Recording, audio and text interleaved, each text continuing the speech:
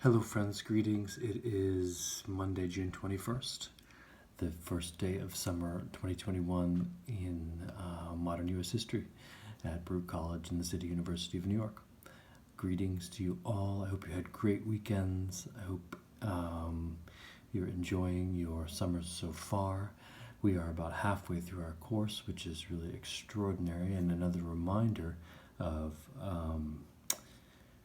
the importance of staying on top of the material and communicating with each other about what we need to make sure that we all succeed this summer.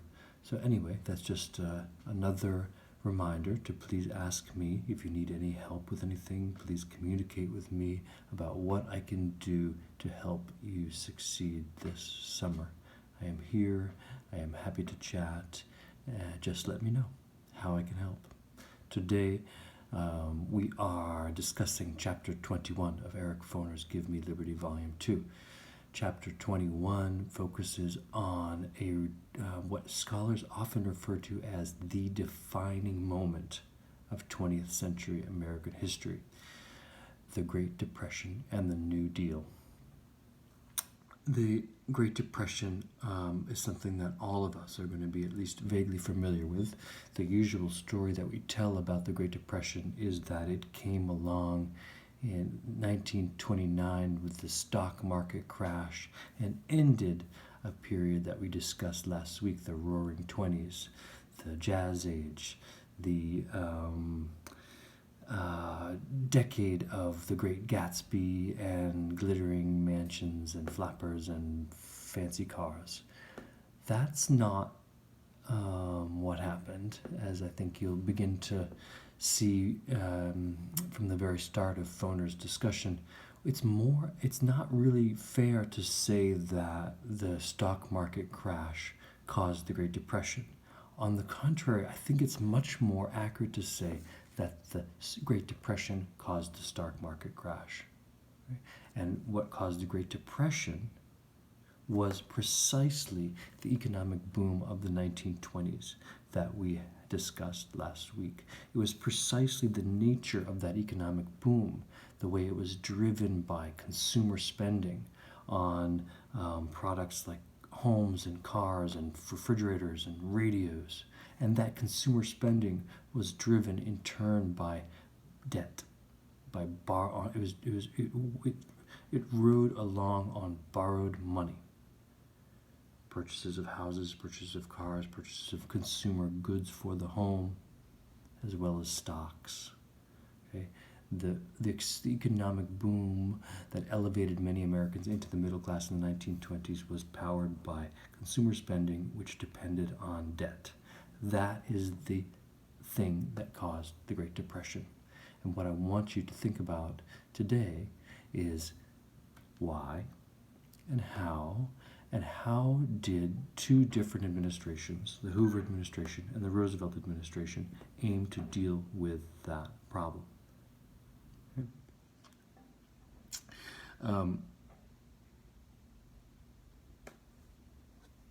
Hoover is generally considered to have been totally ineffective at doing so. And as you read, this is actually the end of chapter 20, but as you read today, I want you to think about why. Okay, why were Hoover's measures totally considered to be so ineffective that Hoover himself became associated with homelessness? People who lost their homes slept in tent encampments called Hoovervilles. People who had nothing else to eat killed squirrels that were known as Hoover hogs. Okay? Hoover himself became known for his inability to deal with the Great Depression, his fecklessness, the ineffectiveness of his policies, his remoteness from American suffering. And why, in that context, the question is then, why in that context in which the president was seen as remote from a deep understanding of American suffering, why did Franklin Delano Roosevelt look like the answer? Because the truth is that Franklin D. Roosevelt, was a son of extraordinary privilege. He came from a wealthy family. He was, in fact, further away from the experience of most Americans than Hoover was. He was less in touch with the idea of economic struggle and suffering and hunger than Hoover was. And yet, something about Roosevelt made him seem like the answer. He promised Americans in running for the presidency in 1932 and upon his inauguration, he promised Americans a new deal consisting of the two things that he thought that they wanted more than anything else: work and security. Roosevelt promised Americans a new deal consisting of the two things that he thought they wanted more than anything else: work and security. Why was that promise so effective? What did Roosevelt mean by those things? And how did he, in contrast to Hoover, go about trying to deliver them? Usually it's considered to be the case that there were two New Deals. Roosevelt went about trying to deliver work and security in two different ways. The first New Deal, which dates from about 1932, runs through about 1934, 1935, was one set of policies that aimed to deliver work and security in one particular way.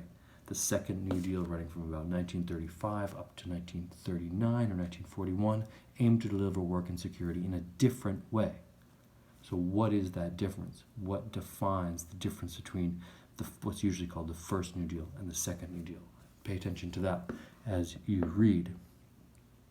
And then also pay attention to the question of Roosevelt claimed that his idea of what Americans wanted was universalizing. All Americans wanted these two things, work and security, more than anything else. But the New Deal policies that Roosevelt passed, delivered those things only to a very limited group of people. Right? Were the ways that Roosevelt gave work and security to Americans helped a limited group of people. What were the limits of that group of people? Why did only certain people enjoy the benefits of work and security that were created by the New Deal? Who was left out and why? I want you to pay attention to those questions as you read in order to understand who benefited most from Roosevelt's New Deal policies and his promises of work and security, and why those people benefited most. Because another important thing to keep in mind is that the beneficiary of these policies were not only people who got money. They became, in a certain way, the core of the nation itself. Roosevelt's New Deal, Foner says, in arguably the most interesting part of the chapter, on page 851, Roosevelt's New Deal, one of its key accomplishments, was to create a new concept of America itself. Well, I want you to think about, how did it do that? What was this new concept of America? And whom did it include?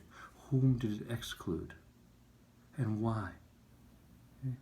If Roosevelt's New Deal created a new concept of America, created new ideas about what the American government should do, then the beneficiaries of that New Deal were, in some sense, the truest citizens of this new concept of America.